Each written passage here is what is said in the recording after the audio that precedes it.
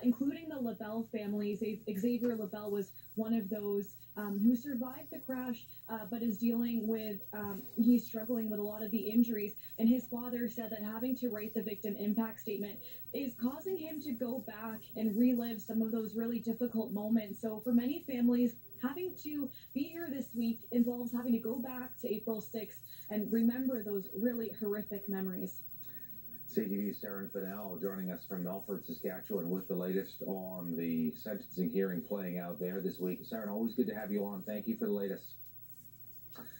All right, we'll keep our eye on what's happening in Saskatchewan. Meantime, Canada's top military officer testifying at a pre-trial hearing for his second-in-command, who is now being suspended. General Jonathan Vance told the court he had just one very brief phone conversation with the Prime Minister about Vice Admiral Mark Norman. Vance says the call lasted just seconds and he did not keep a record of the conversation.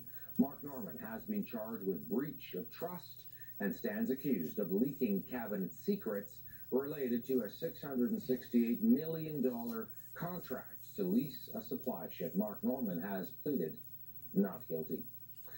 With the next federal election just about 9 months away, the Trudeau government unveiling a new plan today to try and fight election interference, safeguard Canadian democracy, with extra attention paid to social media. Social media have been used to falsely slander elected officials. Trolls and bots are dispatched to stoke anxiety, even hysteria around sensitive issues. Fake news masquerades as legitimate information. This is a huge concern with that election coming up. Some might wonder why Canada would be targeted, but of course, given our profile in the world, G7 nation, leading defender of democracy and human rights, we could easily be a target. These new measures in this bill are aimed at shoring up Canada's electoral system from foreign interference, like Russian hackers and others, enhancing as well Canada's readiness to defend the democratic process and also go after any perceived cyber threats, disinformation, fake news, as you heard the public safety minister there, Ralph Goodale, talking about. The Conservatives have weighed in on this new bill. They say, yes, it's a good first step, but they say it doesn't go far enough. Significant loopholes that allow for foreign funding and third-party campaign financing still remain. Despite the government's announcement today, Canadian elections remain wide open to foreign funding. The Conservatives also said that foreign influence in elections is a credible threat. Of course, we know what happened in the United States in 2016 with Russian interference in the presidential vote. The Conservatives go on to say the Trudeau government has to ensure that Canada does not become the next victim. And speaking of elections and politics, we're tracking a very interesting story from Vancouver Island. It's a big day in politics in BC because of a provincial by-election in Nanaimo. Let's go Green! The Green candidate was out early this morning with supporters doing a little last-minute campaigning, hoping to get more votes for her. Today's by-election is important because the potential is the legislature in British Columbia in Victoria could be deadlocked. Here's why. If the Liberals were to win this by-election, they would tie the number of seats held by the current government, 43 to 43. The NDP are the government. They're propped up by the Green Party, and together those two parties have 43 seats. The Liberals, if they were to win, would have 43. You might remember the Greens agreed to support the NDP after that provincial election in 2017. We're going to have more on the story throughout the day right here on News Channel.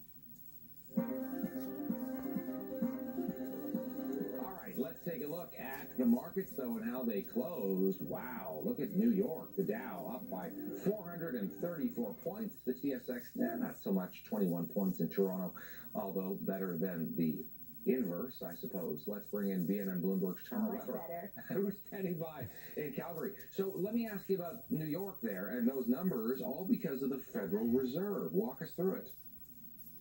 Yeah, so this is interesting. What we're seeing here is the Federal Reserve is keeping these key lending rates largely unchanged, between 2.25% and 2.5%. that target range that was largely expected. But what wasn't expected was the change in language. So no longer are we hearing the words gradual rate hikes, but we're hearing the words such as patience and flexibility. So that's really helping investors who have been quite concerned for quite some time. And it's not just the Federal Reserve we're talking about today either. It's also the U.S. and China having these big meetings in Washington. So these meetings taking place ahead of that March 1st deadline in order to get to a deal. That's helping quell some fears. And we're also seeing a big parade of earnings results, and many of which have been quite positive. And we are just waiting for Facebook and Microsoft to come out after the bell, and we've just received them. So Facebook doing much better than expected with a larger number of daily users than many had predicted. Microsoft is largely in line and even down a little bit on earnings per share, but overall it's been a very good day.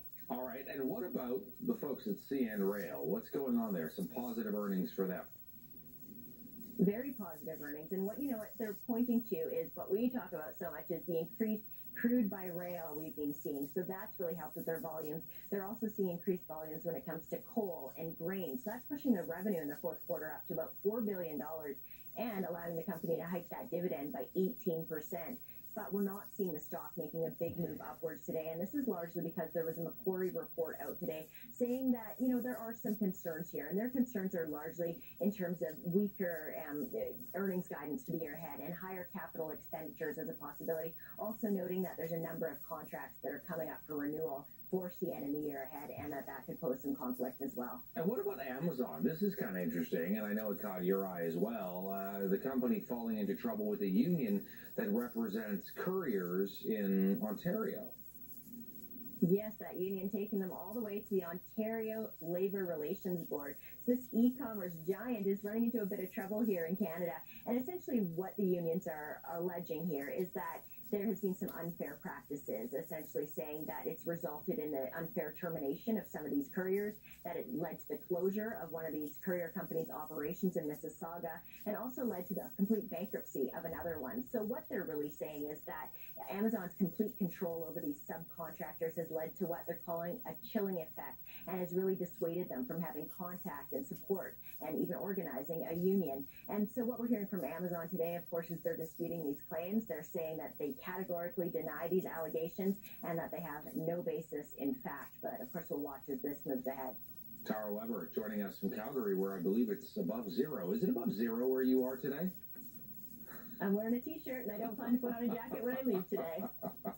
Long live Calgary. Thank you for this. You're welcome. Enjoy the snow. BNN Bloomberg's Tara Weber. Okay, we're going to keep our eye on that. In a moment for us, today is Bell Let's Talk Day, and CTV is proud to be a part of it all. In a moment, we're going to take a look at opioid addiction and mental health. That's coming up next. Stay with us.